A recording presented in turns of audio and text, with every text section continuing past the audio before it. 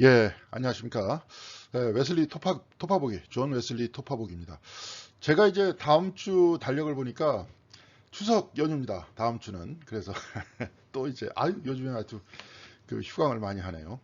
하여튼 그 휴강을 하게 될 것 같습니다. 아마 이제 그때는 아마 새벽 예배도 이제 같이 논의를 해봐야 될 것 같은데 하여튼 편안한 한가위 되시고, 이렇게 어, 하여튼 다시 재충전하는 그런 마음을 가지고 특별히 이제 뭐 추석 때 오히려 더 바쁘신 분들도 계실 텐데 여하튼 또 이렇게 기쁜 마음으로 우리가 그 다다음 주에 다시 만나면 될 것 같습니다.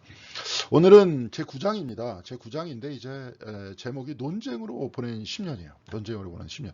그러니까 논쟁이라기보다는 여기서는 이제 중간에 이제 논쟁으로 보낸 10년 이렇게 이야기를 하면서 자기 이제 그 아내하고 이제 결별하게 되는 사이가 안 좋아지는 뭐 이제 이런 분들도 부분도 다뤘는데 웨슬리가 거기 아내에 대해서 이야기를 한 그 글들을 잘 읽어보면 이게 좋은 남편은 아니었던 것 같습니다. 이제 원칙주의자였던 것 같고요. 아내한테 뭘 요청을 하고 그렇게 안 하면 당신하고 더 이상 살 수 없다. 뭐 이렇게 여러분 이제 읽어보시면 알 겁니다. 근데 이제 그런 내용은 주로 다루지 않았습니다. 사람이 웨슬리가 그리스도인의 완전 이렇게 얘기했을지라도 본인도 완벽하지 못해요. 다 완전하지 못합니다. 이런 완전을 향한 신학의 구조를 우리들에게 밝히고 자기는 그렇게 살아가려고 노력했던 사람이었지 하나님 앞에 인격이 완성된 사람이 어디 있겠습니까? 근데 이제 보니까 좀 그래요. 뭐 옛날에 무슨 저기 세계 3대 악처 해가지고 서양의 3대 악처 해가지고 소크라테스의 부인하고 그다음에 톨스토이의 부인하고 웨슬리의 부인 이렇게 막 이야기를 했는데 이거 이제 다분히 남성 중심적인 생각이고 아마 여성 중심적인 그 여성학자들, 페미니스트들은 아마 이제 다른 각도에서 다르게 보겠죠. 그 여성의 편에서 또 볼 겁니다. 왜냐하면 우리가 옆에서 실체를 보지 못했고 눈으로 이렇게 직접 봐도 부부싸움 하든지 의견이 달라가지고 다툰다 그래도 이게 도대체 어디서 어디까지가 옳고 누구 편을 들어야 되는지 모르는데 우리가 그렇잖아요. 300년 이상 된 사람들의 이야기를 가지고 악처다 선처다 이렇게 이야기하는 것이 적절하지 못하죠. 소크라테스도 마찬가지고 특별히 이제 웨슬리 시대까지만 하더라도 그죠? 철저하게 남성 중심적 사회였잖아요.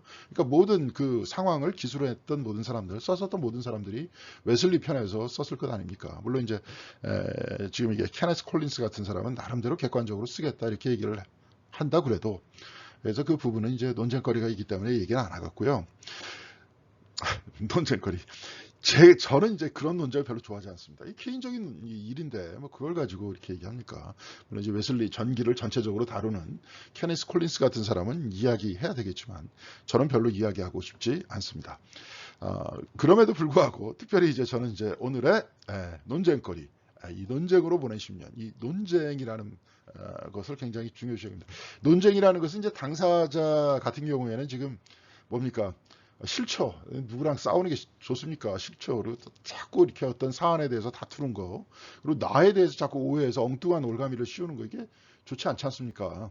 근데 이런 논쟁을 통해서 제3자의 입장, 우리와 같은 사람의 입장을 보면 이 논쟁을 통해서 오히려 웨슬리의 위치가 지금 어디에 있는지, 그 감리교의 신학의 중심이 어디인지, 장로교와 다른 점이 어떤 것인지 이게 명확히 드러나잖아요. 또 여기서 고교회라는 표현을 썼는데 성공회하고 또 다른 측면과 캐톨릭하고 다른 측면이 뭐냐. 이제 이거를 우리가 볼 수 있다 이겁니다. 그러니까 특별히 웨슬리 시대 같은 경우에는 웨슬리 같은 경우에는 이제 그 감리교라는 표현을 안 썼잖아요. 감리교가 없었을 때였으니까 거기서는 그렇게 썼죠. 성공회 감리회라 그랬었습니다. 감리회. 근데 이 안에 성공회 사람들만 들어와 있는 것이 아니라 뭡니까? 그 장로교 사람들도 있었고 루터교 사람들도 있었단 말이에요. 근데 그 안에서 다양한 신학적인 배경을 가지고 이 사람이 웨슬리의 설교를 들으면서 감리회 조직 안에 있었기 때문에 나중에 처음에는 나저 교회 저 싫어. 나 우리 성공이 싫고 나도 루터교 저기 이제 조직화된 교회 싫어. 근데 웨슬리가 바깥에서 설교하고 감리회라는 조직이 있고 모든 사람을 받아들이니까 야 참 좋다 해갖고 들어갔는데 처음에는 좋다 그랬는데 시간이 지나니까 생각들이 달라지잖아요. 자기가 가지고 있는 기독교에 대한 이해가 다 서로 다르니까 여기에 대해서 다퉜다는 거예요. 그러니까 이게 다투다 보니까 특별히 개혁교회 칼비니즘 안에서 뭡니까? 칼비니즘 안에서 특별히 웨슬리가 반대했었던 것은 하나님의 어떤 선택이다. 그러니까 하나님의 보편적 사랑이 아니라 선택된 그 누구만 사랑한다 하는 이야기예요. 그 부분에 대해서 이제 웨슬리가 비판을 했죠. 근데 이 안에서도 그 얘기를 다루고 있습니다. 그럼에도 불구하고 바로 그것이 칼빈이즘을 가지고 있는 사람, 칼뱅주의를 가지고 있는 장로교인한테 커다랗게 위로가 되는 거다. 그러니까 내가 선택받았는지 안 선택받았는지 잘 몰라요. 근데 선택받았다는 자기 확신만 있으면 내가 어떤 상황에 있을지라도 하나님께서는 절대로 나를 놓지 않으신다는 확신이 있을 거 아닙니까? 근데 그 확신이라는 것들이 굉장히 사람들의 위로를 주는 것이었다. 근데 사실 웨슬리의 그 어떤 측면들은 뭐냐면 세상의 모든 사람들을 사랑하는 그 보편적 하나님의 사랑이라는 것들이 있다. 저기 있는 저기 아주 위대한 성자 같은 사람만 하나님께서 사랑하시는 게 아니라 나 같은 사람도 하나님께서 사랑하신다 하는 또 그 부분이 위로를 받겠죠. 사실은 두 사람 다 그 얘기를 하려고 했던 거예요. 근데 이게 이제 극단적으로 단점을 얘기하다 보면 이제 어떤 문제점들이 이렇게 잡히는 거죠. 또 이제 너무 아까도 얘기했지만 칼빈이즘의 선택설을 너무 강조하다 보면 이 사람들이 나중엔 지가 선택을 해요. 하나님이 선택하시는 건데 자기가 사람들을 자꾸 판단하려고 하는 그 오류에 많이 빠지는 경우를 저는 많이 봤습니다. 그래서 뭐든지 이렇게 접근을 할 때 저도 한번 설교 때 말씀드렸는데 이런 사람이 이런 얘기하고 저런 사람이 저런 얘기한다. 그래서 어떤 나름대로의 공통점들을 가지고 우리가 또한 배우면서 우리 신앙으로 만들어내는 저 같은 경우에 특별히 그 점이고 감리교 신학자들이 이제 그 측면들이 강한데 캘비니스트들 같으면 항상 저건 저랬으니까 틀려. 이건 이랬으니까 맞아. 뭐 이런 식의 어떤 접근 방식을 취한다는 거죠. 이제 이런 것들이 물론 이제 다 그런 건 아닙니다. 이제 거기에 너무 선택설이라는 것들에 너무 치중을 하는 경우에는 잘못하다 보면 그렇게 된다. 근데 선택설의 원래의 뜻이라는 거는 하나님께서는 절대로 뭐에 자기의 사랑하는 자녀들을 놓지 않으신다 하는 것들을 이야기하려고 하다 보니까 그렇게 얘기가 됐고 하나님의 구원의 절대성들을 얘기하려다 보니까 그렇잖아요. 자꾸 캐톨릭에서 이제 인간의 노력에 의해서 구원받는다. 이딴 식 얘기를 하고 루터 시대에는 무슨 면죄부를 받아가지고 구원받는다. 이딴 식으로 얘기하니까 이게 말도 안 되는 거니까 그때 당시의 사람들은 특별히 하나님 구원의 절대성을 이야기할 수밖에 없었다. 이제 그런 얘기를 하려고 했었던 겁니다. 제가 오늘 이제 논쟁으로 보낸 10년 이걸 어떻게 쭉 보다가 어떤 측면이냐 이게 어떤 그림을 좀 가지고 올까 이렇게 했는데 아주 멋들어진 말씀이 여기 있습니다. 영어로 되어 있는데요. 그냥 한번 쭉 제가 해석을 해보겠습니다. My fear, 나의 그 두려움, 나의 공포, 나의 두려움이라는 것은 is not that. 이것이 that 이하가 아니다. 나의 공포는 이것이 아니다. 내가 두려워하는 것은 이것이 아니다라는 건데요. 이게 뭐냐면 our great movement known as the Methodist. 우리들이 저 감리교라고 알려져 있는 아주 거대한 운동이라는 것이 will eventually cease to exist. 더 이상 존재하지 않는다. cease to exist가 뭐냐? exist가 존재한다는 거잖아요. cease to exist가 뭐냐면 존재가 이게 딱 끊어진다는 거예요. cease to가 끊어진다는 거니까. 그러니까 우리의 감리교라는 위대한 운동이라는 것이 더 이상 존재하지 않거나 one day 어느 날 die from the earth. 지구에서 이렇게 딱 죽어버린다. 완전히 그 운동이 다 죽어버리는 거. 더 이상 감리교 운동이 사라지는 것. 더 이상 존재하지 않는다는 것. 이게 내가 두려운 게 아니다. 웨슬리가 그렇게 얘기했어요. 근데 my fear is 내가 지금 두려워하는 것은 our people. our people이라는 게 이제 감리교인이겠죠. 감리교인들이 will become content to live without. without이 이제 뭐뭇이 없이 산다는 거예요. 뭐뭇이 없이 사는데 content라는 거는 이제 만족한다는 뜻이거든요. 그러니까 우리 감리교인들이 뭐예요? 만족하면서 뭐뭇이 없는 것을 만족하며 살아가는 것. 난 그것이 두렵다. 이게 뭐냐면 without the fire. 이게 바로 성령의 불이죠. 성령의 불이 없는데도 불구하고 만족하며 살아가는 것에 대해서 나는 바로 그것이 두렵다. fire, the power, 성령의 능력이죠. 성령의 불과 성령의 능력, 성령의 불이라는 것은 우리의 느낌이겠죠. 성령의 능력이라는 것은 우리의 일상적인 삶 속에서 성령 하나님께서 우리에게 주시는 능력이잖아. 그러니까 그런 것도 없이 그러한 체험도 없이 말이지 사는 그 삶을 만족하는 것에 대해서 두려워한다는 거예요. 또한 excitement, 거기서 아주 즐거운 거죠. 성령 하나님께서 우리와 함께 하시는 것에 대한 기쁨이라는 거예요. The supernatural element that makes us great. 우리를 위대하게 만드는 초자연적인 요소들. 이게 이제 이런 거게 되겠죠. power라든지, 그러니까 fire, 불이라든지, 힘이라든지, 그 기쁨이라든지. 우리를 위대하게 만드는 이 초자연적인 하나의 어떤 성령의 불꽃과 어떤 뭡니까? 그 능력과 어떤 기쁨이라는 것들이 존재하지 않은 상태에서 그걸 만족해 하는 거. 감리교인들이 그걸 만족해 하면서 이렇게 살아나가는 나는 그 모습이 굉장히 두렵다. 이런 얘기입니다. 그러니까 감리교인들은 어떤 사람들이에요? 영적으로 충만한 사람들이죠. 그러면서 그 안에서 기뻐하는 사람들. 그 안에서 능력을 가지고 행동하는 사람들. 그렇죠? 그리고 슈퍼네이처럴 파워라고 했으니까 초월적인 힘이라 그랬죠. 초자연적인 힘이라 그랬잖아요. 이건 뭐냐면 이 세상 자체를 넘어서 하나님의 힘, 능력을 가지고 내가 살아가는 것. 이게 감리교인의 모습인데 이게 없이 그냥 거기에 만족하면서 살아가는 거. 나는 그게 두렵다는 거예요. 굉장히 의미심장한 말입니다. 지금 오늘날 감리교 안에서도 우리 자신을 한번 살펴보세요. 예. 성령의 능력 안에서 내가 살고 있는가? 성령 안에 살고 있는가? 내일 이제 우리에서 설교할 그 설교 내용도 뭡니까? 그리스도인의 완전인데 그 그리스도인의 완전, 그 소위 얘기하는 그리스도인의 완전이라는 것은 성령 하나님의 지배 아래서 살아가는 나의 삶이거든요. 하나님의 사랑 안에서 살아가는 나의 삶. 그러면서 그것이 완전하지 못하지만 표대를 향해서 예수 그리스도를 향해서 나날이 우리가 새로워지는 바로 그 삶이 그리스도인의 완전인데 그런 삶을 안 살면서 난 감리교인이다. 이렇게 얘기해버리면 나는 그것이 두렵다. 이제 그렇게 얘기를 하는 거예요. 네. 참 의미심장한 말이죠. 우리가 이제 요즘 말로는 뼈를 때리는 그런 말입니다. 예, 존 웨슬리와 영국 정치 한번 먼저 살펴보도록 하겠습니다. 이게 알게 모르게 사실 웨슬리가 이 사람의 이제 입장을 쭉 들어보면 이게 틀이 나와요. 오늘 케네스 콜린스라는 사람이 잘 썼습니다. 이제 이 사람 같은 경우에 웨슬리의 현재의 정치적인 입장, 정치적인 시각 이걸 잘 얘기해 줬어요. 웨슬리의 정치적인 입장 같은 경우에 이 사람도 그렇게 아예 얘기를 합니다. 여러분 책을 읽으시면 알겠지만 저 왕당파, 왕당파라 그래요. 왕당파 고교회. 라는 표현을 씁니다. 고교회라는 데는 어떤 교회냐? 성공회예요. 왕당파에 소속된 고교회의 입장을 그대로 지니고 있다는 거예요. 네. 그래서 이 사람은 굉장히 보수적인 사람이다. 근데 보수적인 사람이다 그래갖고 수구적으로 과거 것만 지키려고 했던 것이 아니라 이가 가지고 있는 세계관이 있어요. 하나님에 의해서 지배를 받는 삶을 살아야 되고 그것이 또한 여기서는 성공회에서는 수장이 왕이기 때문에 왕의 지배에 대해서 이야기를 하면서 얘기를 해요. 왕을 다 그냥 갈아엎고 다 가지고 새로운 세상을 만들자. 이런 이야기를 하지 않았습니다. 이 사람은. 왜냐 왕당파였기 때문에. 두 개가 있었죠. 이때 당시에 토리당하고 지금은 이제 보수당이라 그러죠. 지금도 이제 토리를 보수라 그럽니다. 보수당. 그 다음에 노동당이 있죠. 영국엔 노동당. 이때는 휘그당이라 그랬어요. 휘그. 이 사람들이 있었습니다. 이제 이 두 개에 대해서 이 휘그당 쪽 사람이 아니라 토리당 쪽 사람이었다는 거예요. 그럼에도 불구하고 이 사람은 굉장히 인권을 강조했고 노동자의 권리를 강조했다. 그렇지만 이 사람은 그 어떤 조직이 흔들리기를 막 싸워가지고 막 투쟁하고 갈 때 이거 별로 좋아하지 않았다. 근데 이렇게 보면 이 사람의 생각은 이제 사실은 웨슬리 운동을 할 때 찾아왔었던 모든 사람, 가난한 사람들이 많았잖아요.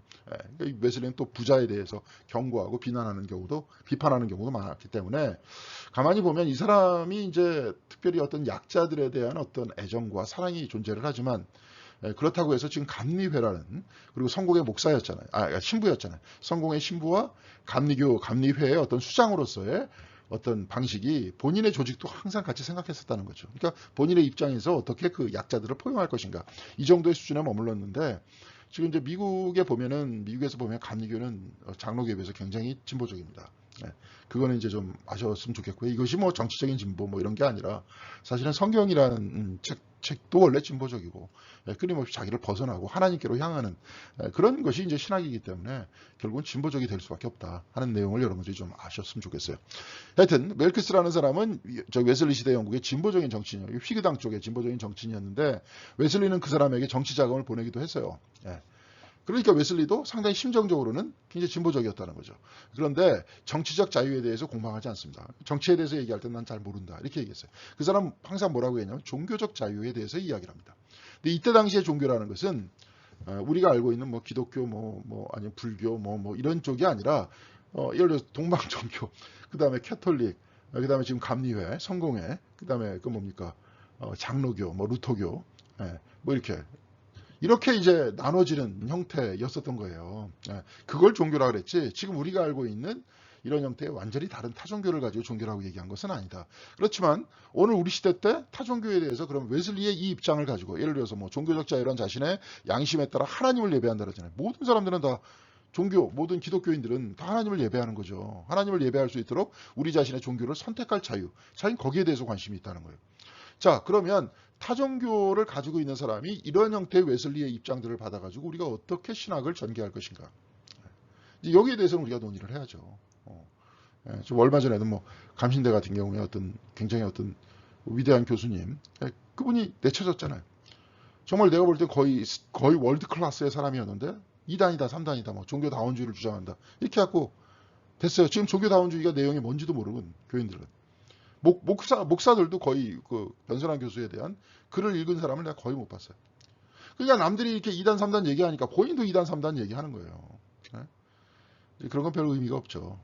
근데 왜냐하면 그런 위대한 신학자들이 있고 그래야 그 밑에 있는 사람들이 난 저런 사람이 좀 되고 싶다. 저렇게 공부 열심히 하고 많이 하는 정말 저렇게 귀한 학자가 되고 싶다. 이렇게 노력하는 사람이 있어야 될 거 아니야. 학자 좀 이제 레벨이 좀 떨어지는 사람 보면서 난 저런 사람 되면 안 되겠다. 또 그럴 거 아니에요. 근데 그런 사람을 다 내치면서 그냥 그 신학교를 그냥 다 예? 교수가 아닌 그냥 돈 많은 목회자들이 요즘 어저께도 이정배 교수님 만나서 잠깐 얘기를 했는데 감신대 전체 그 뭡니까 학교 예산이 예? 대형 교회 어느 한 교회 예산만도 못한 그런 게 되다 보니까 그 교회에 있는 목사들이 들어와 가지고 자기가 이사한다 뭐 어쩐다 하면서 신학교를 뭘로 알겠습니까? 물론 이렇게 얘기하면 또 제가 누워서 침 뱉는 거지만 네. 자 그런 겁니다. 근데 이 요소는 굉장히 중요한 거잖아요. 이걸 어떻게 우리가 오늘 우리 시대에 얘기할 거냐. 변선한 교수 같은 사람은 그러면 이것을 끌어당겨서 타종교까지도 이야기를 했잖아요. 근데 어제 변선한 교수님 사모님 신옥희 교수라고 이제 이대 교수님이었는데 그분이 그렇게 말씀하시더라고요. 변선한 교수는 그렇게 바깥에서는 얘기할지라도 개인적으로 절에 간 적 한 번 없다. 예. 그분은 그냥 아주 신실한 목사였을 뿐이다. 타종교 사람들과 같이 만남 같은 거 갖고 같이 학술대회 같은 거 열어도 그 사람들이 항상 얘기할 때는 변선한 교수님이라고 얘기한 게 아니라 변선한 목사님이라고 그랬다. 예.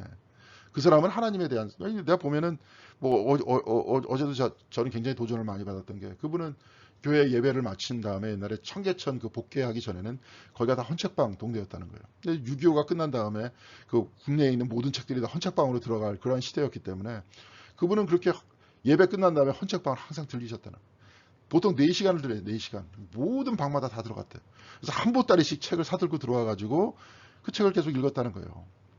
그러면서 저기 부인인 신옥희 교수는 학교에서 받은 모든 봉급을 그냥 다 책 사는 데만 썼다는 거예요. 이게 그분도 교수였기 때문에 부인이 교수였기 때문에 사모님이 그 사모님 돈으로 저기 살았다는 거예요. 살고 나머지 그분은 다 책 읽는데 그냥 다. 그리고 거기서도 이제 한 조교님이 이렇게 말씀하시는데 조교 생활을 같이 하고 신학교 다닐 때서부터 알았고 나중에 대학원 이제 나중에 박사원 들어가지고 거기서 조교 생활을 하는데도 나중에 조교 딱 하니까 같이 막 여태까지 잘 얘기하다가 그렇게 물으시더라는 거예요. 그런데 자네 이름이 뭔가? 본인이 집중하는 본인의 공부에는 아무 관심이 없었던 거예요. 그냥 공부하는 사람이었던 거죠. 근데 공부하는 사람이었는데 그렇게 열정적으로 공부한 이유는 뭐냐? 그 사람 같은 경우에 거기서 하나님을 찾았던 거예요. 열심히 하나님을 찾았던 겁니다. 공부 안에서. 다 신학 서적일 거 아니, 특별히 이제 신학하고 문학하고 철학인데 그분이 이제 읽으셨던 모든 그 분야는 강의를 한번 하면은 한 진짜 5개국어가 왔다 갔다 합니다. 정말 그렇게 멋진 분이었는데 그 신학에 대해서 시옷도 모르는 그 부흥사들이 그 사람 이단이다 해가지고 밀어붙였잖아요. 근데 여기서 보니까 웨슬리도 이런 얘기 하지 않습니까? 종교적 자유란 자신의 양심에 따라 하나님을 예배할 수 있도록 우리 자신의 종교를 선택하는 자기 자신의 양심에 따라서. 예. 그럼 우리는 오늘 우리 시대에 어떻게 선택해야 될 거냐? 예. 이걸 한번 이제 우리가 도전적으로 한번 바라봐야 된다. 이 얘기고 웨슬리는 어떤 정치 공방에는 그렇게 많이 끼어들지 않았는데 그럼에도 불구하고 얘기를 합니다. 한번 보겠습니다. 영국 국민들에게 드리는 차분한 연설 중에 이런 얘기 있어요. 영국의 자유는 명예로운 혁명을 명하였다. 그러니까 이게 저쪽 그 프랑스처럼 그냥 왕의 목을 싹둑 한 번은 죽였습니다. 영국에서 한 명은 죽였는데 완전히 그냥 왕의 그냥 그 가정을 다 싸그리 다 그냥 몰살시킨 다음에 왕정을 폐하고 공화정을 이렇게 받아들이는 그런 형태는 아니었잖아요, 영국이. 그러니까 나름대로 평화로웠다 이런 얘기죠. 우리가 종교, 생명, 신체, 재산에 대한 지금이 누리는 자유보다 더 온전한 자유를 우리는 생각할 수 없다. 그러니까 자기는 지금 자유롭게 만족한다. 지금. 그러니까 나중에 이제 이때는 가난한 사람들이 귀족들에 의해서 이제 차별받는 노동자들에 대해서 위치에 없는 게 이 사람이 왕당파였잖아요. 그러니까 이런 얘기 하는 거지. 그렇지만 여하튼 이 사람은 최선을 다해서 얘기한 겁니다. 그래서 힘의 기원에 대해서라는 그 글에서는 최고의 힘, 생사를 지배하는 힘, 그래서 우리의 자유를 넘어서는 힘은 오로지 위로부터 오므로 국가를 통치하는 힘은 하나님으로부터 주어진다. 그러니까 국가라는 게 굉장히 중요하다. 이 통치의 기조는 하나님으로부터 주어진다. 굉장히 이제 보수적인 사람이죠. 그런 다음 모든 힘이 백성으로부터 또 온다. 또 한쪽에서는 이렇게 얘기했어요. 그러니까 웨슬리를 잘 보면 여러분 웨슬리는 한테 접속어였다. 이제 접속어. 이 양쪽에 항상 양쪽을 이렇게 다 품어요. 개혁 신학과 그러니까 모라비안 쪽하고 친했으니까 그쪽에 개혁 신학자들과 좀 친하고 이쪽에 성공의 쪽 어떤 전통 종교하고도 친하고 그러니까 이것과 이것 하면서 양쪽을 다 자꾸 포괄하려고 합니다. 그러니까 웨슬리가 가지고 있는 이 형태고 이쪽에서 이렇게 쭉 나오다 보면 어떻게 되겠어요? 굉장히 자유롭게 자유를 강조하겠고요. 그렇죠?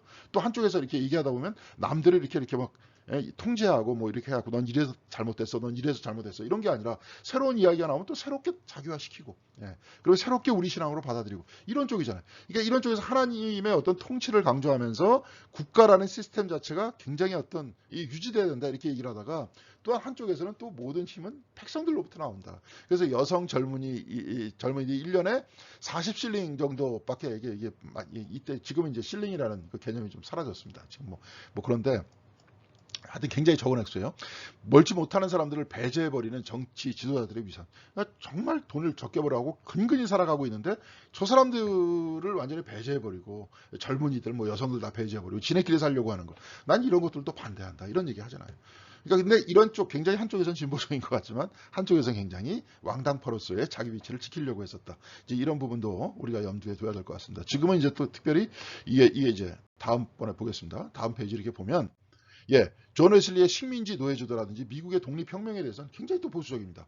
이 사람이 왜 그러느냐? 식민지 노예제도에 대해서는 물론 굉장히 잘못됐다고 막 비판을 해요. 이 사람은 이제 인권의 평등성에 대해서는 얘기하는데 미국의 독립혁명에 대해서는 별로 안 좋아합니다. 미국은 당연히 영국 안에 있는 나라였다. 나라야 된다. 그러면서 나중에 우리나라도 뭐 그런 얘기 하잖아요. 뭐 내선일체다 그래갖고 일본하고 우리나라는 다 이렇게 평등해가지고 다 똑같이 일본말을 써야 되고 창씨 개명도 시키고 막 그러는데 여러분 생각해 보십시오. 그럼 그럴 수 있다 이거예요. 그럴 수 있다. 그래야 그럼 우리가 완전히 일본이 되는 거냐? 한국 사람, 이 조선 사람들이 그렇게 됩니까? 조선 사람 중에서도 무슨 정치가가 나왔고 수상이 됐어요? 말로만 그렇게 얘기한 다음에 너희들 내선일체 시켜줄 테니까 우리말 고분고분 들어. 그런 얘기 했었던 거잖아요. 여기도 마찬가지입니다. 영국이 예를 들어서 미국에 있는 식민지 그 국가 안에 있는 사람이 들어와 가지고 뭡니까? 이쪽에서 뭐 영국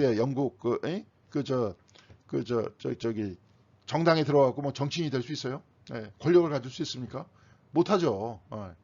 지금도 영국인들은 그런 마음이 조금씩 남아있는데 근데 지금은 사실 안 그렇습니다. 지금은 미국이 훨씬 잘 살기 때문에 힘이 더 있고 뭐 잘 사는 건 조금 더 잘 살지만 힘은 더 있고 막 이러기 때문에 지금은 이제 영국이 자기는 유럽에 소속돼 있다는 것보다 미국에 소속돼 있다. 이제 뭐 이런 생각을 많이 가지고 있습니다. 그래서 영국에서 이제 미국으로 이렇게 전화를 거는 거는 굉장히 좀 뭐랄까요, 똑같아요. 미국 내에서 전 지역에 전화를 거는 것이 영국에서 이렇게 전화를 거는 거하고 가격이 똑같습니다. 그러니까 영국인들은 지금 자기가 유럽인이라는 것보다도 미국 쪽에 더 가깝다 이런 식으로 생각을 해요. 그래서 이제 화폐 단위도 지금 유로를 쓰는 게 아니라 파운드를 계속 쓰고 있지 않습니까? 하여튼 뭐 그래요. 그러니까 이게 미국의 독립 혁명에 대해서 웨슬리 시대 당시에는 웨슬리는 뭐 절대로 안 돼. 미국 독립하면 안 돼. 이렇게 얘기해주면서 독립 정신이라는 것도 잘못된 거야. 이제 막 이렇게 얘기를 합니다. 근데 노예제도에 대해서는 분명한 반대를 했었다 하는 이야기를 하고 있습니다. 그래서 윌버포스라고 이제 우리가 같이 한번 영화 봤죠. 어메이징 그레이스라고 그 노예를 소유하는 것을 불법으로 만들었었던 이 사람이 아브라함 링컨보다도 50년인가 빨리 노예제도를 철폐한 사람입니다. 그러니까 이제 영국 안에서도 노예들이 있었고 미국에서 노예들이 있었는데 영국 안에서 이제 노예를 이제 할 수 없다. 노예 거래도 이제 못한다. 그러니까 예를 들어서 유럽 쪽에도 이제 노예들이 막 실려가는데 그런 노예선 자체도 불법화시켰던 아주 굉장히 위대한 사람이었고 이 사람은 신앙인이었어요. 그리고 이 사람의 이제 스승격 되는 사람, 어메이징 그레이스를 만든 사람이 누구냐면 존 뉴턴이라고 다 아시겠지만 성공의 신부였습니다. 그래서 이제 윌버포스도 이제 그런 사람이에요. 그래서 아주 대단한 그 신앙적인 관점을 가지고 아주 정치적으로 이렇게 했었던 아주 그 위대한 사람입니다. 근데 이 윌버포스에게 웨슬리가 편지를 보냅니다. 노예 해방을 위해 싸우라는 거예요. 싸우십시오. 하나님의 이름으로 하나님의 전지전능하심으로 식민지 노예제도가 이 땅에서 사라질 때까지 싸우십시오. 식민지 노예제도까지도 없애버리게끔 하기 위해 싸워달라. 식민지의 노예를 이제 못 실어 날거든요. 영국이 이제 그때 당시까지만 하더라도 해상을 다 통제하고 있었잖아요. 그러니까 노예 제도가 여기서 뭡니까? 딱 이제 노예를 더 이상 싣고 가지 못하는 거죠. 영국 그 배로는 이제 더 이상 싣고 가지 못하는. 네. 막 이제 그런 시대가 딱 됐으니까 나중에 이제 50년 이후에 미국에서 태어난 노예들에 대해서도 이제 완전히 해방을 시켰고 이때까지만 해도 이제 윌버포스에 의해서 사실은 노예가 더 이상 아프리카에서 미국으로 건너가지 못했던 거죠. 네. 그런 이제 이야기를 막 하면서 이렇게 막 했었던 거예요. 그러니까 노예제도는 비판했어요. 그렇지만 그는 고교에 성공해요. 윤리의식에서 벗어나지 않으려고 또 했다는 거예요. 나는 하나님을 경외하는 일과 왕을 존중하는 일. 이게 수장이 왕이니까. 거기서는 하나님, 모든 기독교인의 수장은 하나님이신데, 그리스도이신데. 근데 우리의 어떤 영국 성공의 수장은 누구냐? 왕이에요. 캐톨릭의 수장은 뭡니까? 교황이잖아요. 그런데 이제 왕을 존중하는 일에 동일한 권위를 부여한다냐. 이게 왕당파 사람이에요. 그리스도의 완전을 반대하는 세력들은 일반적으로 말해 조지 왕과 그 모든 이들의 가장 뜨거운 이때 당시에 이제 조지 왕이었는데, 그리스도의 완전을 반대하는 세력. 조지 왕의 지금 뭐 영국 국왕의 반대하는 사람은 그리스도의 완전에 반대하는 사람이야.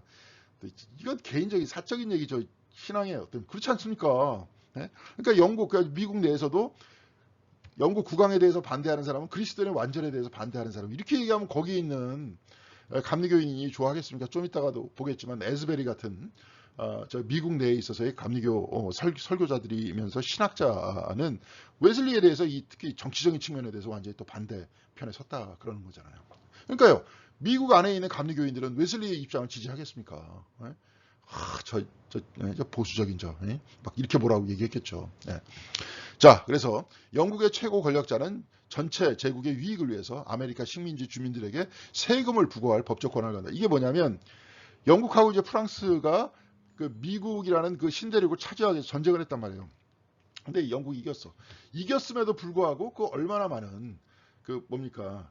돈이 들었으나 전쟁 한 번 일어나면 돈이에요. 그냥 돈 들여요, 돈이 들기 때문에 이때 당시에 굉장히 이제 영국의 국고가 이제 많이 바닥이 났어요. 바닥이 났으니까 이제 세금을 많이 걷어야 되는데 영국 저희 국민들, 시민들한테 받아들인 세금을 가지고는 이게 어림도 없는 거라. 그러니까 이제 반반씩 내자. 그래갖고 미국한테 세금을 걷는. 그러니까 미국 입장에서는 아니 우리가 전쟁한 것도 아닌데 왜 우리가 세금을 내야 되냐. 이제 그런 얘기가 나왔잖아요. 나올 수밖에 없잖아요. 근데 이제 웨슬리는 또 이렇게 얘기하는 거예요. 영국의 최고 권력자는 전체 제국의 유익을 위해서 미국의 식민 주민들에게 세금을 걷다. 그러니까 미국의 식민 주민들은 또 거기다가 세금을 내야 되고 자기하고는 상관없는 영국 전후 복구비를 위해서 세금을 내야 되고. 뭡니까 이게. 그러니까 이제 이 안에서는 불만이 쌓이겠죠. 그래서 웨슬리는 식민지 상황에 대한 이제 이해가 부족했다. 아주 케네스 콜린스가 정확하게 지적을 했습니다. 미국에 대한 이해가 부족했다. 그래서 북아메리카에서 하나님이 최근 하신 일이라는 건 뭐냐면 이게 뭐냐면 그런 책에서 참된 영성이 부족한 원인은 이제 교만이라든지 사치라든지 게으름이라든지 방탕함이라든지 여기까지 이해가 돼. 근데 또 뭐냐면 독립정신. 이 독립정신이라는 것도 아주 참된 영성이 부족한 그 이유다. 그러니까 이 부분에 대해서는 저도 동의하지 않습니다. 그러니까 이제 에즈베리는 거기에 대해서 실망감을 표출했다잖아요. 미국의 감리교 설교가 에즈베리는. 그래서 웨슬리는 복음을 영국의 고교회적 윤리와 자꾸 결부시키려고 했어요. 웨슬리가 죽고 난 다음에 감리교회에서는 그럴까요? 미국의 감리교회는 그럴까요? 그럴 필요 없잖아요. 미국의 감리교가 따로 세워져 가지고 지금 영국 감리교는 그냥 영국 감리교입니다. 근데 미국의 감리교는 유나이티드 메소디스트 처치예요. 미 연합 감리교입니다. 미국 감리교하고 영국 감리교하고는 지금 상관이 없습니다. 그러니까 여기서도 똑같이 뭐 갑자기 미국 감리교회가 뭐 영국의 왕한테 충성해갖고 뭐 지금도 전혀 그럴 이유가 없잖아요. 이제 그렇게 됐던 겁니다. 이제 각각의 상황이 다른데 또 이제 이것이 이제 웨슬리가 가지고 있는 한계일 수도 있고 또 한쪽에서는 저는 이제 웨슬리를 이해하는 입장에서 또 얘기하자면 본인은 이제 종교 지도자잖아요. 지도자이기 때문에 이 사람은 또 본인의 어떤 감리회 자체가 흔들리는 것을 원치 않았다. 이제 이렇게 얘기할 수 있을 것 같습니다. 이게 굉장히 중요해요. 요 이전에는 이제 웨슬리 이제 부인하고 이제 막 갈등하는 그런 거 이제 저는 안 쓰기로 했죠. 칼뱅주의자와 칼뱅주의자 감리 회원들과의 논쟁. 아까도 얘기했지만 감리회 안에는 여러 가지 교파가 다 있었다 그랬잖아요. 근데 그 안에 이제 칼뱅주의자가 있었던 거예요. 근데 루터 쪽하고는 웨슬리가 이제 별로 커다랗게 얘기를 안 했는데 신학적으로는 커다랗게 대립을 안 했습니다. 근데 이제 성화를 강조하면서 일상적인 실천을 주로 이야기하는 거는 루터파의 어떤 개혁신앙인들과는 약간 좀 다른 점이고 칼뱅주의자들하고는 신학적인 논쟁이 심했죠. 특히 선택설에 관해서. 그래서 만세반석 열린 일을 작사한 장로교인 어거스트 톱 레이디라는 사람이 있어요. 그 사람이 톰 레이디의 글자를 따서 칼뱅주의자들과의 대화 중에 이제 조롱을 했어요. 그러니까 인류 가운데 20명의 사람 중 한 명은 하나님의 선택을 받았고 19명 하나님의 버림을 받아서 이제 고생한다 이제 앞으로. 그러면서 AT가 이렇게 썼다. AT가 어거스트 톰 레이디잖아요. 여기 A하고 T가 있잖아요. 그러면서 AT라는 사람을 그러니까 우리는 굉장히 만세반석 열린 일을 굉장히 은혜롭게 이렇게 찬송을 부르고 있는데 이게 이제 장로교 사람이 이렇게 얘기를 했다는 거예요. 그래서 이제 만세반석이 열리는 거잖아요. 열려서 내가 들어간다. 열려서 내가 들어가는 거지 내가 열 수 없다. 주님께서 열어주시는 것이고 다 은총이다. 이걸 이제 강조한 거죠. 사실은 장로교인들은. 근데 이제 그것을 더 강조하려다 보니까 선택설을 강조한 거고 웨슬리는 선택설을 조롱하기 위해서 인류 가운데 20명 중 1명은 하나님의 선택을 받고 19명은 싹 다. 적은 숫자예요. 선택받은 사람들은 사실. 그렇잖아요. 우리 주변에 뭐 기독교인들이 많습니까? 그렇잖아요. 그러니까 이제 이런 식으로 얘기했던 거죠.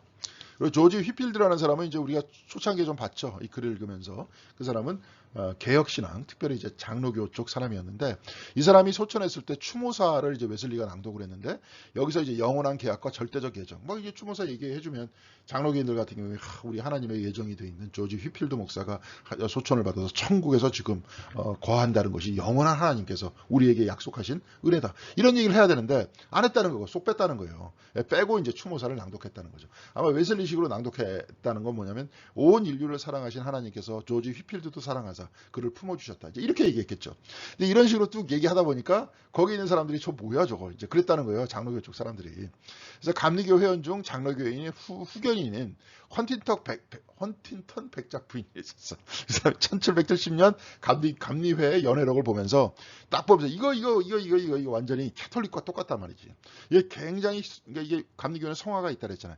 굉장히 인간의 성화를 그러니까 실천을 강조하고 행동을 강조하면서 내가 스스로 노력해서 구원받으려고 한다는 그렇죠? 어떤 내 자신의 동목과 내 실천에 의한 구원에 대해서 자꾸 얘기하려는 것 같다. 이게 문제야. 딱 얘기하면서 8가지 이제 교리에 대한 문제를 제기를 해요. 거기에 대해서는 이제 쭉 1770년 연회록을 여기 완전히 이제 끼워 넣지 않았기 때문에 그것이 이제 무슨 말인지 잘 모르죠. 그런데 그 중심에는 행위가 있어요. 행위. 그러니까 결국은 8개의 모든 교리 문제를 지적하는 거는 뭐냐면 이게 자꾸 이게 행위에 대해서 강조한다. 이제 이 부분이에요.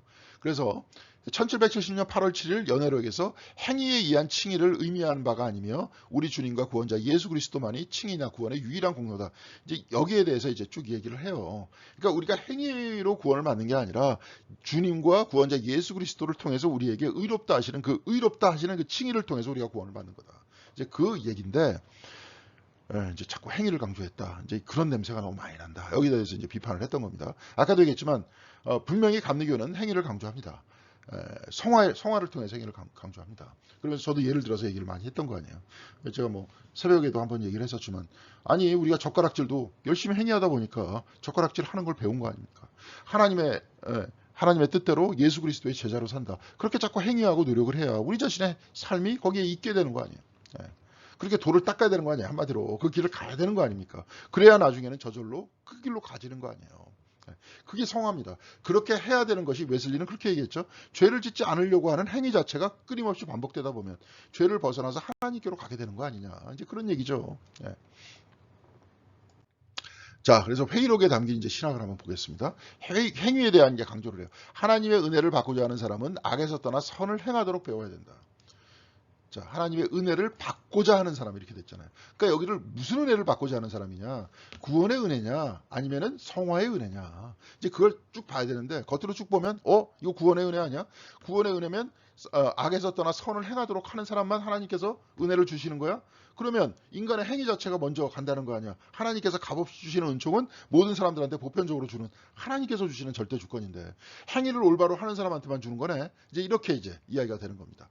그래서 누구든지 회개해야 하는 자는 회개에 합당한 행위를 해야 된다. 이게 행위라는 것들은 나중에 회개에 합당한 열매를 맺어야 된다. 이제 이런 식으로 바뀌죠. 열매. 근데 하여튼 열매가 되든 행위가 되든 하여튼 행위에 대해서 강조하잖아요. 그러니까 이제 여기서 뭐라고 얘기하냐면 성서적 구원의 길에서 웨슬리가 이제 여기에 대해서 답변한 거예요. 그래서 칭의와 회개의 관계에 대해서 웨슬리는 정리를 합니다. 회개나 회개에 합당한 열매가 믿음과 동일한 의미에서 혹은 믿음과 동일한 정도로 칭의에 필요한 것은 아니다. 여기 이제 정도예요. 회개나 회개에 합당한 열매가 믿음과 동일한 의미에서 믿음과 동일한 정도로 칭의에 필요한 것은 아니다. 그러니까 믿음이라는 것이 존재하기 위해서 자기가 회개해야 돼요. 웨슬리 말은 맞습니다. 근데 문제가 되는 것은 회개의 열매라는 것은 나중 일이라는 거죠. 왜냐하면 믿는 순간 의롭다함을 얻어 죄가 지워질 때, 사라질 때 그의 믿음이 그에게 의로 여겨진다. 이렇게 얘기했던 거예요. 아브라함의 의가 믿음이 의로 여겨졌는데 아브라함이 하나님께로 돌아서는 회개의 열매라는 것을 받기 전에 하나님께서는 그를 의로 여기셨다는 거 아니에요. 그냥 믿어서. 믿음은 지근거리에서 칭의에 필연적이지만 칭의를 받기 위해서는 믿음이라는 게 있어야 돼. 지근거리, 가까운 거리에서. 믿음이 자라나거나 계속하는데 필연적인 회개는 먼 거리에서 칭의에 필연적이다. 먼 거리에 있다. 회개는. 칭의가 여기서는 이제 회개라고 얘기하자면 회개의 열매를 사실 얘기하는 거거든요. 이게 막 두 가지를 혼돈해서 썼기 때문에 헷갈린 거예요.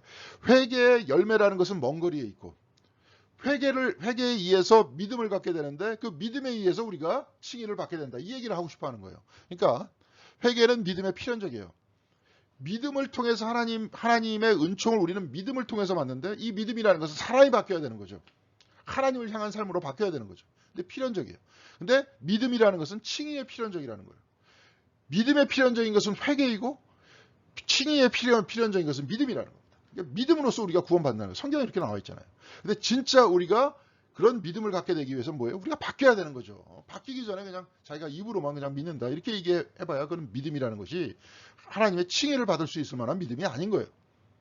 자기가 회개해서 하나님께로 되돌아섰을 때 바로 그때 하나님께서 칭의를 해주신다. 그런 얘기인 거죠. 무슨 말씀인지 아시겠죠? 그 믿음이 그렇게 되는 거예요. 웨슬리도 가만히 보면 여러분들 올더스 게이트에서 보세요. 자기가 정말 잘하려고 했었던 그 모든 것들이 다 내려졌을 때 사실은 회개하여 하나님을 붙들려는 상태에 있었다는 거예요. 자기가 되돌아보니까. 그러니까 그런 마음밭에 하나님께서 칭의, 거룩하다함을 주셨다는 거죠. 자, 회개의 열매를 강조하지 않았기 때문에 장로교인들은 웨슬리가 국교회 혹은 캐톨릭적이다 이렇게 얘기했다는 거예요. 근데 십자가에 달린 죄인도요. 회개의 열매를 맺지 않고 회개를 통해 그리스도를 믿는 믿음에 이르렀다. 그렇죠. 당신의 나라에 들어갈 때 나를 기억해 주소서라고 얘기했잖아요. 그런데 그 사람이 무슨 십자가에 못 박힌 다음에 바로 죽었잖아요. 그런 얘기한 다음에. 무슨 그 사람이 회개의 열매를 맺었습니까? 그런데 그 사람을 향해서 예수께서 뭐라고 말씀하셨어요? 너는 오늘 밤 나와 함께 낙원에 가 있을 것이다. 그렇게 얘기하잖아요. 그 믿음에다가 하나님께서 구원의 은총을 내려주시잖아요. 그러니까 회개의 열매가 없이 믿음의 필연적인 회개를 통해 구원을 얻는다. 그렇죠. 구원을 얻는다는 건 뭐예요? 그 사람은 주님을 향했잖아요. 지금 완전히 돌아서서. 십자가에 못 박힌 상태에서 그 사람도 똑같이 어디에요? 세상을 향하던 삶을 버리고 주님을 향했잖아요.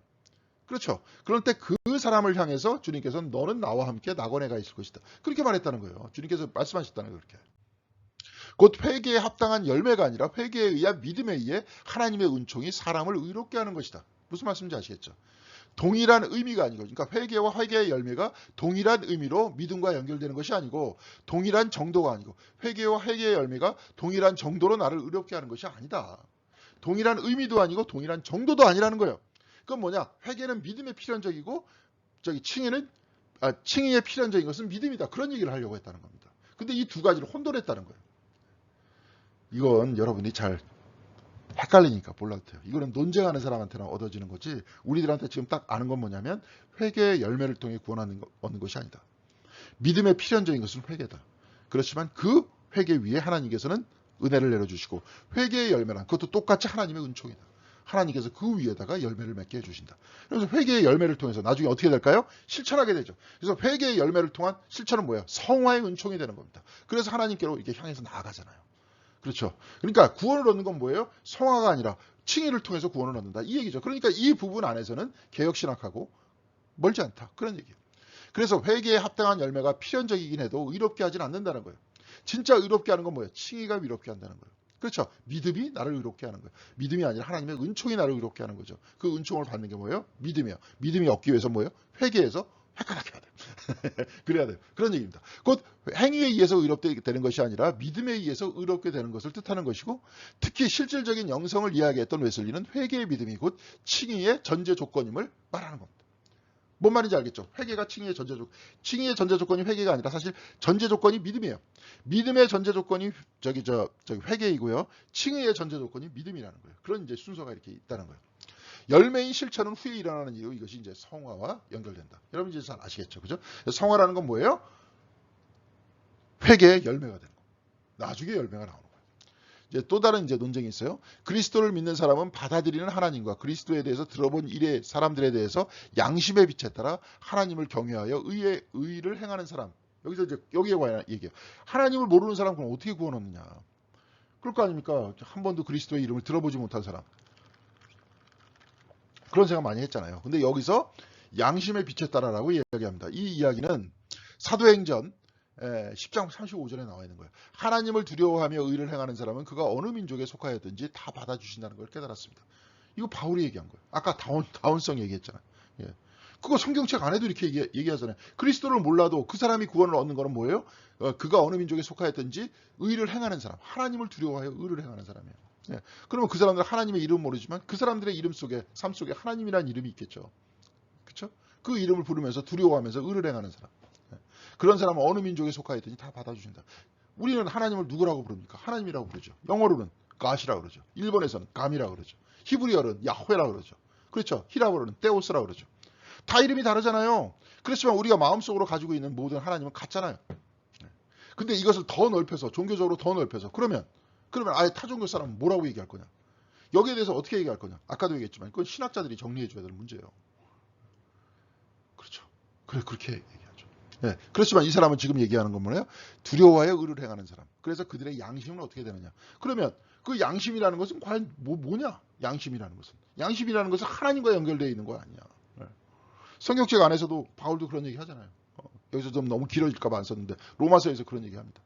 그리스도를 모르는 사람은 그 양심에 의해서, 그 마음의 본연의 선함에 의해서 평가를 받을 것이다. 이런 얘기를 하죠. 그럼 우리 기독교인들은 예수 그리스도를 통한 십자가의 구원은 뭐냐? 우리는 어떻게 해야 될까요? 네. 고대에 있어서 신학자들은 그렇게 얘기했어요. 우리는 그리스도가 가르쳐준 그 길로, 명확하게 그 길로 나간다. 성경에 쓰여져 있고 교리가 있고 신학이 있고 같이 모이는 공동체가 있다. 우리는 더욱더 그리스도에 대해서, 하나님에 대해서 풍부하게 알면서 그 길로 간다. 이렇게 얘기할 수 있겠죠. 이렇게 얘기하면 여기에 있는 사람들도 버리지 않고 우리 모두가 구원의 사역에 동참할 수 있겠죠. 어떻게 생각하십니까? 이제 감리교 신학의 보편적 기조는 이거예요. 한국의 감리교가 보수적이라서 그렇지. 미국의 감리교, 영국의 감리교도 보편적인 사조가 이렇습니다. 그러면 우리가 기독교 신앙생활하는 거, 이거 아까워, 우리가 못하러 신앙생활해. 그게 아니죠. 우리는 더 명확하게 하니까 우리가 더 잘할 수 있는 거예요. 그렇잖아. 네. 자, 그래서 여하튼간에 이 부분에 있어서 또 웨슬리도 열려 있었어요. 하나님을 경외하고 의를 행하는 사람, 경외하고 의를 행하는 사람. 하나님의 자녀가 아닌 사람을 받아들임은 아직 그들이 구원의 도상고 구원에 이르는 과정에 있다. 웨슬리는 여기까지 본 겁니다.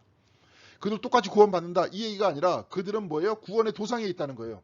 구원의 도상에 있다는 건 뭡니까? 그들도 언젠가는 기독교를 받아들인다는 거예요. 이 이야기는 그 칼라나라는 사람이, 칼라는 캐톨릭 신학자인데 익명의 그리스도인이라는 표현을 썼습니다.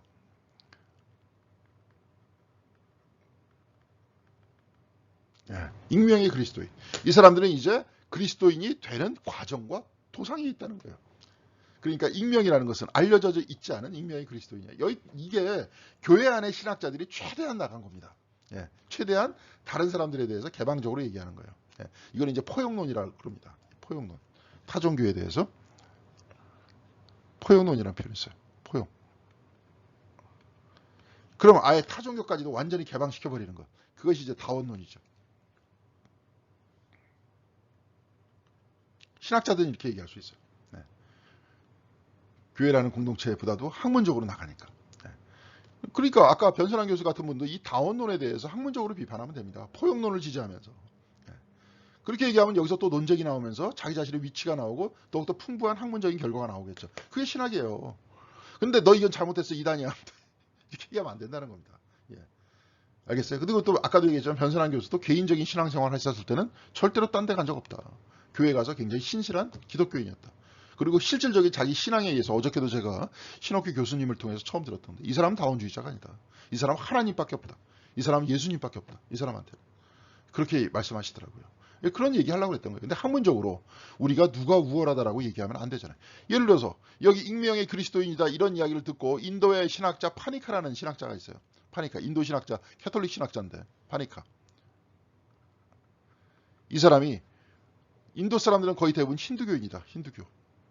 그럼 너희들이 익명의 그리스도인이다 얘기했듯이 너희들도 익명의 힌두교인이다 이렇게 얘기하면 기분 좋냐? 너희들도 힌두교를 통해서 구원받을 수 있는 구원의 도상에 있다. 이렇게 저 사람들이 얘기하면 너희들 받아들이겠냐? 이렇게 날카로운 지금 도전을 던졌던 겁니다. 그렇다고 해서 파니카라는 사람이 이것도 믿어도 되고 저것도 믿어도 되고 이게 다원주의가 아니에요. 이건 뭐냐? 그렇게 하다 보니까 이 자체 안에 종교적인 제국주의가 들어가 있구나. 이거는 학문적인 얘기는, 신학적인 학문적인 얘기는 다 열어놔야 되겠구나. 이렇게 얘기하는 겁니다. 이 사람들은. 그렇지만 내 신앙은 나는 기독교인인 거예요. 이거 어려운 얘기입니다. 쉬운 얘기 아니에요. 금방금방 넘어갈 얘기 아닌데 대부분의 사람들은 종교다운주의다 이렇게 얘기할 때는 뭐라고 지금 이해하냐면 아무거나 다 믿어도 된다라고 얘기합니다. 그 얘기한 게 아니에요. 이 사람들 절대적으로. 이 안에 숨어져 있는 기독교 중심의 세계관, 여기에 대한 제국주의를 비판했던 겁니다. 이게 여태까지 식민지 시대를 살면서 얼마나 많이 그랬어요. 아까 웨슬리도 그러잖아요. 그러면서 뭡니까? 미국이 독립되는 거 이런 거 다 싫어했잖아요. 그러면서 신학적으로 구성을 하잖아요. 하나님의 지배를 똑같이 받아야 되기 때문에 왕한테 순종해야 돼. 이 안에 있는 제국주의가 존재하지 않습니까? 우리도 감리교인이라고 영국에 있는 왕한테 우리가 해야 됩니까? 우리가? 그런 거 아니잖아요. 네. 이제 그런 얘기 하려고 했던 겁니다. 그런 것들을 좀 잘 깊이 있게 이해하시면 될 것 같다. 이런 얘기고요. 하여튼 여기서 이제 폭넓게 해석했고요. 하나님을 경외하며 의를 행하는, 이것도 경외하며 의를 행하는, 여기서 이제 기독교인의 또 삶을 얘기해 접속적 신앙이라 했잖아요. 뿐만 아니라 지성적이고 포용적인 은총을 이해했다. 그래서 예민한 목표적인 돌봄과 본래적인 기독교의 표준을 제시했는데 이 사람이 이제 어쩔 수 없이 기독교인이기 때문에 익명의 그리스도 이런 형태. 그렇죠? 이런 형태를 유지할 수밖에 없었다. 그래서 나와 다른 생각을 가지고 있는 사람이 양식껏 사는 사람들은 뭐냐면 그리스도인이 되는 도정에 있다라고 얘기할 수 있는 것이 웨슬리가 얘기하는 최대치였다. 이게 이제 케네스 콜린스가 나름대로 웨슬리를 생각해주면서 얘기했던 그런 얘기입니다. 저도 마찬가지죠. 저도 목회자로 있기 위해서는 그렇게 얘기할 수밖에 없는 거잖아요. 그렇지만 제가 지금 다원주의를 얘기했던 이유는 뭐예요? 여기 있는 사람을 좀 이해해주자. 여기를 우리가 일방적으로 그렇게 얘기하면 안 된다. 그렇게 매도해서는 안 된다. 이제 그런 이야기를 제가 하고 있는 겁니다. 자, 칼뱅주의 신학의 가장 큰 매력은 구원이 인간의 생각으로는 이해할 수 없는 섭리를 통해 철저히 하나님께 달리니까 인간이 이해할 수 없는데 다 하나님께 달렸고 하나님 절대로 나 안 놔. 하나님 자기 자식들 안 놓는다. 그러니까 나도 안 놓을 거야. 내가 그 믿음과 확신을 가져. 이제 이렇게 사는 사람이죠. 이런 사람들이 이제 칼뱅주의자다 이렇게 얘기하는데 웨슬리는 보편적인 하나님의 사랑과 모든 죄로부터 온 인류를 구원하신 하나님. 하나님 다 사랑하셔. 내가 이렇게 죄를 졌는데 우리 옛날에 이제 그런 복음성가 있잖아요. 세상에서 방황할 때 나 주님을 몰랐네. 막 얘기하다가 내 주여 이 죄인도 용서받을 수 있나요? 이런 이야기는 웨슬리하고 가깝죠. 내가 정말 죄를 저지른 게 너무 많은데 그렇지만 주님의 사랑이 확 느껴지는 거예요.